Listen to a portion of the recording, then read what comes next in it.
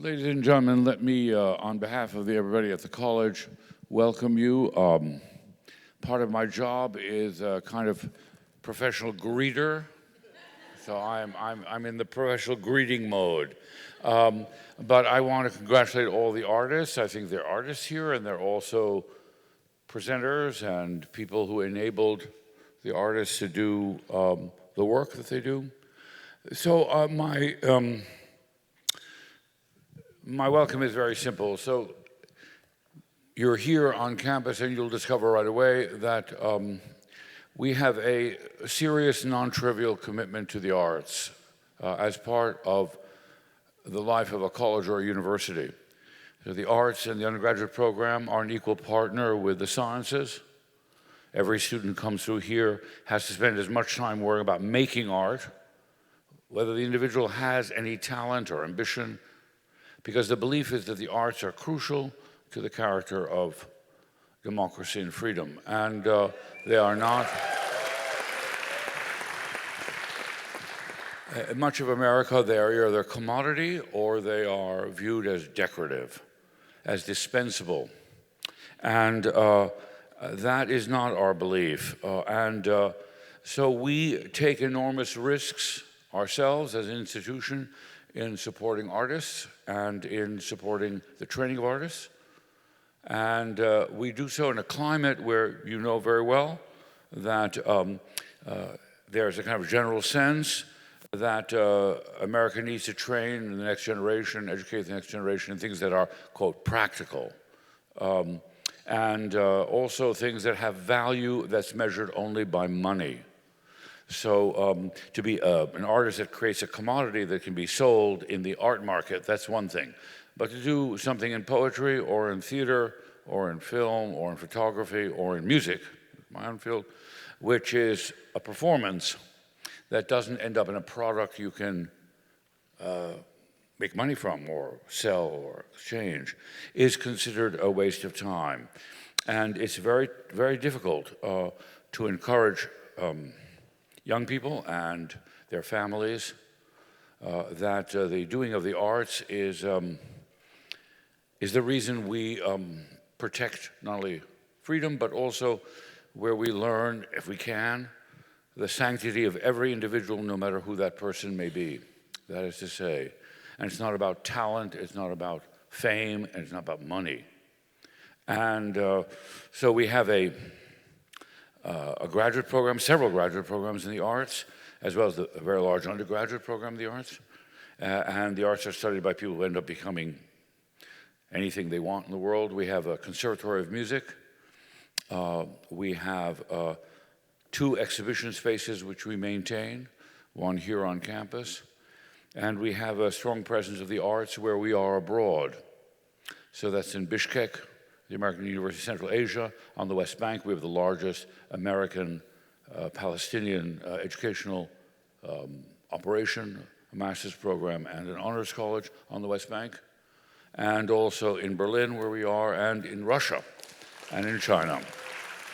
So when we go abroad, and also we have 8 inner city high schools in 6 cities, which young people can go from the 9th grade and end up at the end of the 12th grade, public schools, not charter schools, end up with a high school diploma and an AA degree from us, tuition free.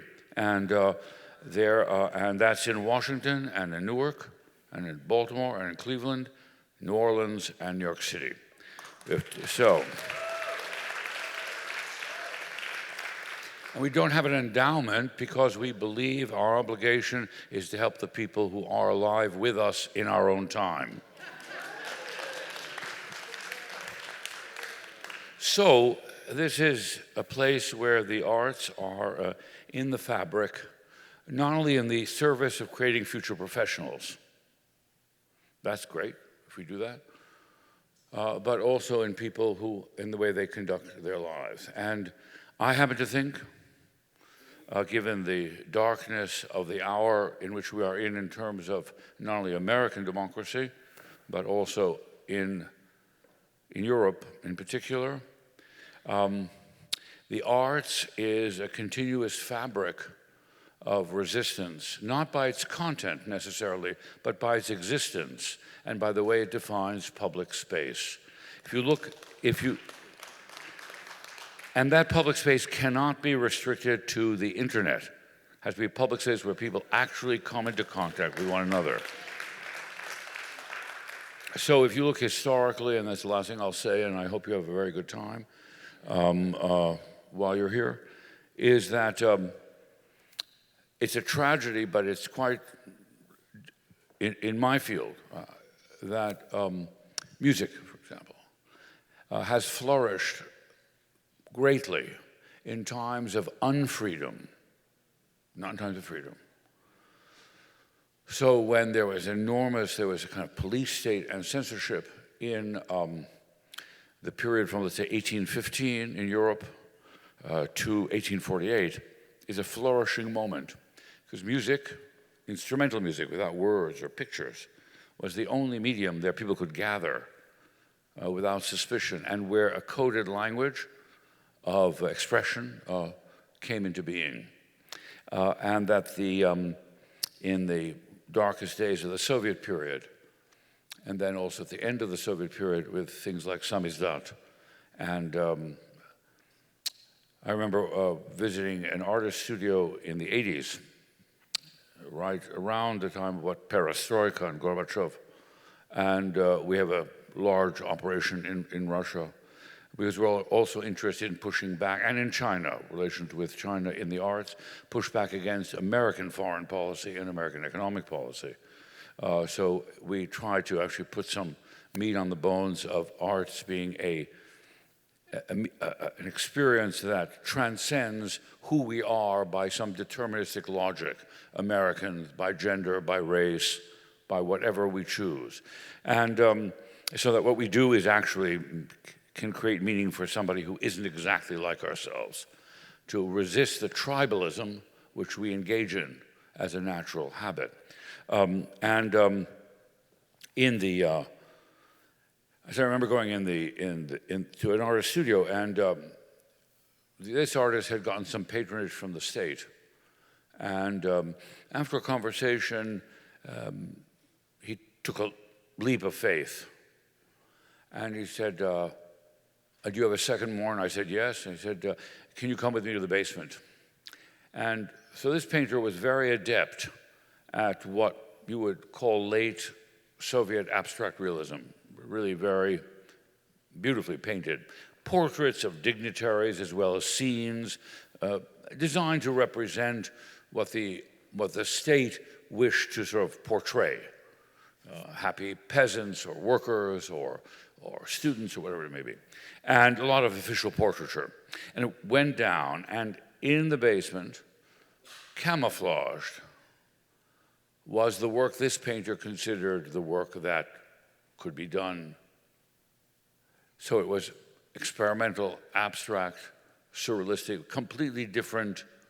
There was an official face and a secret face, similar to samizdat, where people sent around stuff that was published secretly. It doesn't denigrate the official art, because even under a period of unfreedom, when you look at some of the things that are official art, for example, this composer Shostakovich, the music is official. Yes, it is celebratory, but there's something critical underneath, which is evident to every listener. And it's hard to pinpoint, but it exists there. So what I'm saying is that even in the darkest times, the making of art and the creation of a community of people for whom art is important, a matter of life and death, to experience it, to participate in it, is what is vital. And we're in such a moment where the arts will be one of the continuous threads between where we are now and where we ought to be. And it is a thread that should not and ought not divide us from one another. Have a very nice time. Thank you.